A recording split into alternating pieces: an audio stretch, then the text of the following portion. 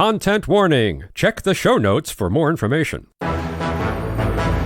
It's September 13th, 1848, and another remarkable event is about to be uncovered by Arion, Rebecca, and Olly, the Retrospectors. There's a lot we still don't know about how the brain works, but there's quite a bit we do know too, and a certain amount of that knowledge came about thanks to a strange accident that occurred on this day in 1848, when an American railroad foreman named Phineas Gage entered medical folklore by improbably walking away after, shall we say, a bit of a run-in with an iron bar. Yeah, this is going to get quite graphic. So if you're not into gore, maybe listen to our episode from this day last year today. Because what happened to Mr. Gage, he was 25, which I think is important. He was relatively young when this happened to him. But he was using a tamping iron to pack explosive powder into a hole as part of his job. He thought the gunpowder was covered. It wasn't. There was a spark. It detonated.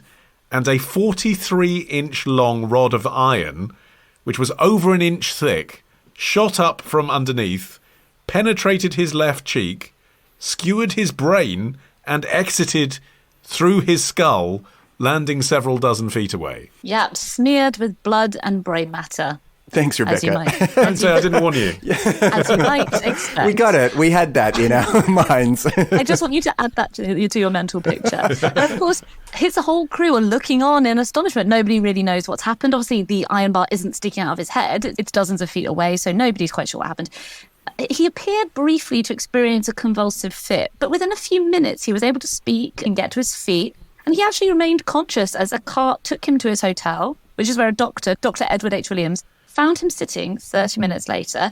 He was calm, he was alert, and he had his wits about him enough to greet Dr. Williams with a cry of, "Doctor, here is business enough for you." One possibly apocryphal little detail was that while he was en route, he took the time to make an entry in his time book to record his crew's hours and wages. And I was like, why did we need this extra detail? It's already astonishing that he's sitting upright, he's talking, this thing has gone through his head and out the other side. How is this like a story that needs embellishment?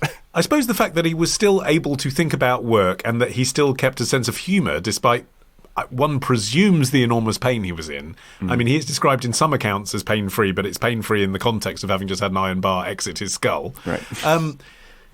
Shows that at this point, at least, his personality didn't appear to have changed. And that's why maybe retrospectively it's significant, because the reason essentially we know about Phineas Gage at all, even though this very dramatic thing happened to him, is because it's seen as an example of someone having had a head injury that then had a personality change as a result. And I suppose that part of the testimony is important looked at now, because you realise actually his personality didn't change instantly, if it changed at all. It changed later. Yeah, I mean, initially he was sufficiently compos mentis that he explained to Dr. Williams what had happened. And Williams actually didn't initially believe that the bar could have passed through his head, as he described, despite the fact that his brain was exposed through the hole in his skull. I think he probably assumed that he'd been struck on the top of the head somehow and it had somehow chipped away at part of his skull. Gage then, can I give the detail? This is a gross one. This is probably the grossest one. So like, those cornflakes down, everybody. Yeah, hit the 15-second skip if you don't want to hear this. Gage then vomited, and the physical convulsion pushed what Williams estimated to be about half a teacupful of matter through the hole in the top of his head, like a whale's blowhole. Goodness. It's just so foul. But even despite all of this, apparently Gage was still expecting to be back at work in a couple of days' time. And that didn't come to pass. His convalescence was long and unsurprisingly pretty difficult. Shows that the physician had a great poker face, though, doesn't it? Yeah, yes, my gosh. Yeah. Yeah, sure, you'll be back at work in a few days. Yeah, I'll just write you a sick note. No.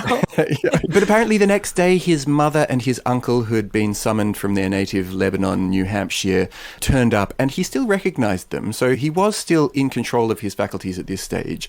But over the next few weeks, he did deteriorate until, as his doctor said, he had lost control of his mind and became decidedly delirious. Not surprising when part of your mind is no longer in your skull. Yeah, he was now under the care of a Dr. Harlow, who wrote the fullest account we have of what happened to Gage. He described how he was able to insert his finger into either end of the wound, the cheek end and the skull end, as he was removing fragments of skull and loose globs of brain. And If you'd like to read Harlow's account, by the way, it is actually entitled Recovery from the Passage of an Iron Bar Through the Head. Yeah. They didn't come up with a catchy title in those days and then put the meat in the subtitle. It's right there. I think within a couple of weeks, Gage was at his lowest point. He'd become totally unresponsive. He was going downhill very rapidly. And Dr. Harlow took the risk of opening up the wound, which had been, it'd been dressed and covered. He opened it up, and as soon as he did, sorry, gore alert again, it poured forth with pus, and he could see there was infected tissue inside.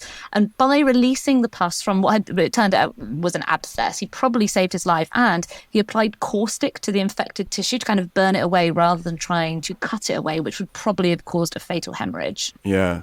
The operations that he underwent did probably save his life. And astonishingly, just 24 days later, he succeeded apparently in pulling himself up and was starting to walk around. And a month after, he was able to walk up and down stairs and around the house and into the sort of local squares. So he actually was staging what looked like at least a physical recovery. He was then fired from his job, but partly he was fired from his job because of this personality change in him that they had started to detect. Yeah, convenient though, isn't it? If your health and safety at work is so bad that the person who does the necessary difficult job of creating like tunnels and digging holes so that you can build your rail works is self-injured through a rod blasting up and hitting him through the cheek, you're going to find a way, aren't you, to say, oh, well, he can't come back here again, rather than facing the fact on a daily basis that you've caused this enormous disability to this employee of yours through the natural function of someone being so close to dynamite every day. Right, yeah. Yeah, and I think if you know the story of Phineas Gage, if you're the kind of person who enjoys reading strange stories on the internet, you've probably come across it, but it's now sort of crystallised into being the story of a man whose personality was completely changed. Whereas really the only account we have of that is Dr. Harlow's, which was published after Gage's death. And it's in that account that he describes him as becoming, they said beforehand he was a, shrewd, serious, lively young man. And then Harlow claims he became coarse and vulgar, impulsive, disinhibited, which things we would now associate with very plausible reactions to having a traumatic brain injury. That was a fucking difficult month, wasn't it? I might say that. These are all the grossest profanity. You'd be entitled. Yeah. This kind of erratic behaviour is something that would make medical sense. The thing is that no one else seems to have observed this. So a year after the accident, his mother, and of course obviously his mother has a vested interest in portraying her son well, she said she noticed only a slightly impaired memory. And of course, physically, he had an open hole in his head still. But no one else seems to have noticed this drastic personality change as described by Dr. Harlow. What Gage went on to do afterwards, he went on to become a stagecoach driver in Chile, randomly. But this is a job that surely would have been impossible for a man like the one described by Harlow. It required you to be punctual, reliable. You obviously have to take decisions when you're driving on the road. Yeah, and I think also as over the years he has become such a pin-up for so many different neurological conditions as various types of... What? A pin-up. Oh, yeah. He was quite attractive. Did you see the photos of him? Yeah. I think if you can overlook the gaping hole in the skull, pretty good catch. But over the years, various different psychologists and doctors have wanted to use him as a means to support whatever theory they are propagating. And, over the years then, the personality shift that was detected in him at the time came to be exaggerated in all sorts of different ways. So he was accused in the end of having mistreated his wife and children. He didn't actually have either of those, either a wife or a child. He was accused of having changed into someone who exhibited inappropriate sexual behavior, promiscuity, gambled himself into emotional and reputational bankruptcy, vagrancy, begging, drifting, drinking, all of these things. But actually that photo is really interesting because there's two portraits of him that have been confirmed, and they were only properly identified in 2009 and 2010. And the previous owner had actually thought that they depicted a whaler with his harpoon, but gradually people worked out that it was actually Gage. But he actually looks incredibly well dressed and well groomed, and it was taken a few years after the accident. And not holding a harpoon, but in fact holding a tamping iron, like the one that fired up and shot him in the head, which shows that he'd become a bit of a celebrity locally. And he didn't do the freak show circuit quite, but he did go around doing public lectures about what had happened to him. I saw an account that mentioned that, that career didn't really take off for him. But I'm like, well, that makes sense because his whole story is, and I'm fine. So if you're a Victorian who's used to going to freak shows, essentially you're just going to see a man who is, he has a face bit of disfigured. But 2 guineas for this. There's a bearded lady next door. Yeah. Tomorrow. It's not Lunar 1, it's Outer Solar System 1. That's what we meant to happen. Love the show? Support the show. Patreon.com/retrospectors. Part of the Acast Creator Network.